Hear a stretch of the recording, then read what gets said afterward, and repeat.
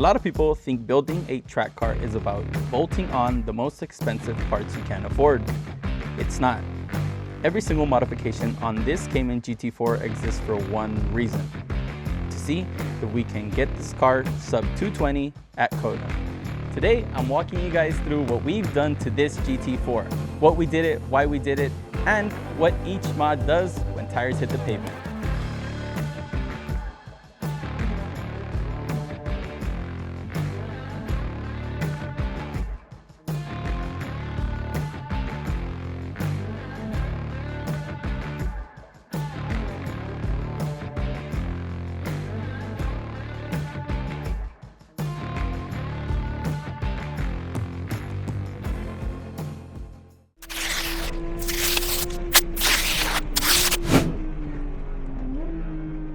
Number 90 is our rookie car, as it's Porsche's entry-level GT car, a car that I see a bunch out on track. Throughout the years that we've owned it, I've set some spicy laps, but I also saw where the car had room for improvement. Since then, I started collecting some parts to where we are today. I'm gonna walk you guys through what parts we have installed, how they help performance, and how they aid in driver confidence. Okay guys, so from first driving the car, it was clear to me that the car needed a lot more front downforce. I entered the S's one time a little too spicy. The front end was just not there at all. So what we decided on was a Vera splitter. What a splitter does, it increases the front area of the car, creates more of a bigger high pressure zone, which creates a bigger low pressure zone, which basically sucks the car down to the ground. To add to that is we did these Dundon dive planes. Those will also add front downforce, but they will also route air better around the car than factory. Now, let's move to the back of the car.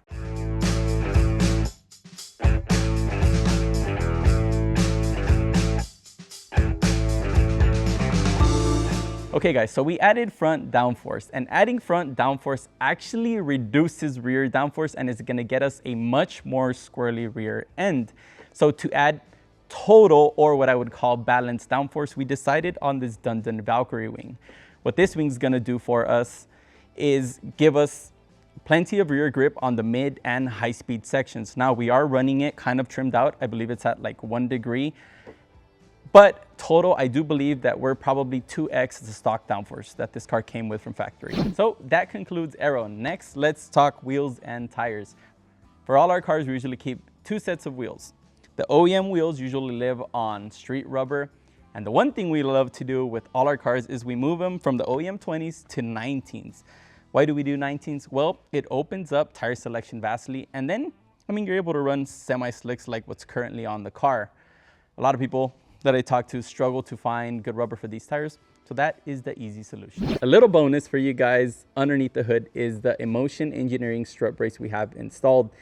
Often overlooked until it's too late is the structural issue these cars have. The strut towers, if you hit anything decently hard, likes to come through the hood sometimes. So to avoid that, we have installed this brace. It attaches to some chassis points. It makes the car way stiffer, avoids that problem, and it gives you better feedback of the front end. So we're done with the exterior, moving inside the cockpit. And here we only do a few mods, but the most important one I feel is gonna be this cage behind me. The reason we do the cage and not just a harness bar is because it will provide some rollover protection. And if you're ever in that situation and the roof collapses and you only have a harness bar, all the force of this is going to be put straight on your neck because the bottom part of your body is going to be fixated by the harnesses. Speaking of harnesses, we always do Scroth harnesses. It's our go-to harness that works with the lightweight bucket seats.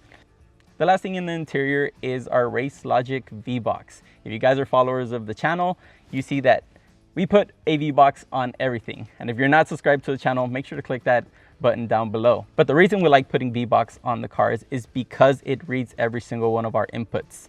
Plus it has a killer overlay. It tells you what you're doing with your steering, with both of your pedals, and it makes for killer footage when you have a passenger.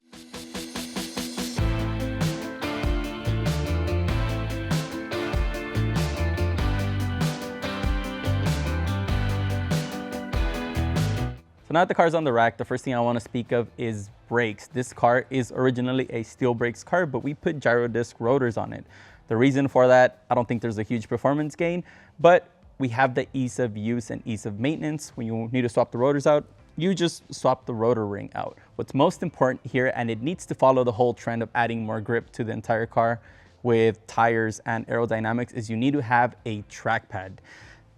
Pad we run on everything is the Race Technologies RE10. Amazing pad with higher mu, and it takes a beating on track. So next, let's move to adjustability. On this car, I did decide last minute to throw on some Tarot toe arms. The reason I did that, the toe was starting to kind of move with the added aero load, and it's gone now with those. The other thing, to keep caster in check or the wheel centered in the wheel arch and kind of drivability on the steering, is we did some Emotion Engineering thrust arms. The biggest suspension improvement we've done to this car are shocks. For this car, we decided on Trackdays. The reason for them is when I initially drove the car was super soft over curbing, and those springs were definitely not gonna work with the added aero load and added grip. Now, the stock shocks are meant for a car that goes to the track and is driven on the street, so it's a huge compromise. These are solely valved for heavy track use.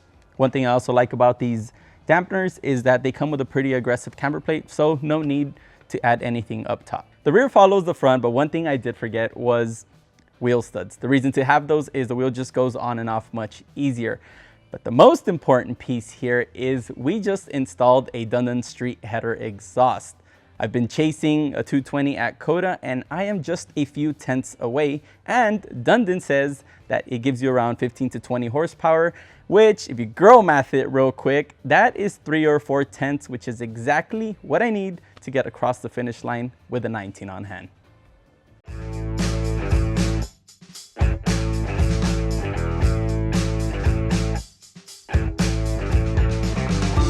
That's our GT4 build. As of now, my best in the car has been a 220.5, and it had a little slide out of 20, so that's worth a couple tenths. And we girl math the exhaust, so that's a couple more tenths, which should get us into the 219ths.